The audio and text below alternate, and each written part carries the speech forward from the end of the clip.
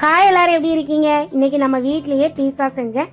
கொஞ்ச நாளைக்கு முன்னாடி பிள்ளைங்கெல்லாம் பீஸா வேணும்னு ஆசைப்பட்டாங்க. எங்க வீட்டுக்காரி எங்க ஏரியாலேயே நைட்டு ஒரு 10:30 மணிக்கு கடைக்கு சாப்பிட கூட்டிட்டு போனாரு. நான் அப்பவே சொன்னேன், வேண்டாம், பரோட்டா 2 வாங்கி சால்னா ஊற்றி அழகா சாப்பிட்டுட்டு வீட்டில் இருக்கலான்னு. கேட்காம பிள்ளைங்க ஆசை முக்கியம்னு சொல்லி கூட்டிகிட்டு போனார். நான் எப்போதுமே மெனு கார்டை பார்த்து எது கம்மி ரேட்டோ அதை தான் ஆர்டர் கொடுப்பேன். நான் வெஜ் பன்னீர் கேப்சிகம் பீஸா ஆர்டர் கொடுத்தேன். 130 ரூபான்னு இருந்தது. ஒரு 5-6 ஆர்டர் கொடுத்துட்டு ஒரு அரை மணி நேரம் உட்காந்துருந்தோம். பீஸாவும் கொண்டு வந்து வச்சாங்க. அங்கங்க பாக்குறேன் பன்னீர் கடைக்கு கேப்சிகத்தை காங்கல. எனக்கு இந்த சாப்பாடு விஷயத்துல ஏமாத்தினாலே பக்குன்னு கோவம் வந்துரும் பாத்துக்கோங்க. எனக்கு தெரிஞ்ச ஹிந்தியில போய் கடைக்காரர்கிட்ட தத்தைக்கான்னு பேச ஆரம்பிச்சேன். அவரு சொன்னார், மேடம் கேப்சிகம் காலி ஆயிடுச்சு அப்படின்னாரு. நானும் சொன்னேன், 130க்கு 100 ரூபா தான் இருக்கு, 30 ரூபா இல்லைன்னா வாங்குவீங்களா அப்படின்னு கேட்டது கடைக்காரர் சிரிக்க ஆரம்பிச்சிட்டாரு.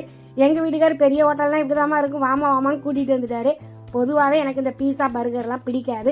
பரோட்டா லவர்னாலாம். உங்களுக்கு என்ன பிடிக்குன்னு கமெண்ட்ல சொல்லுங்க. நம்ம வீடியோ பிடிச்சா லைக் பண்ணுங்க, மறக்காம சேனல்ல சப்ஸ்கிரைப் பண்ணிருங்க.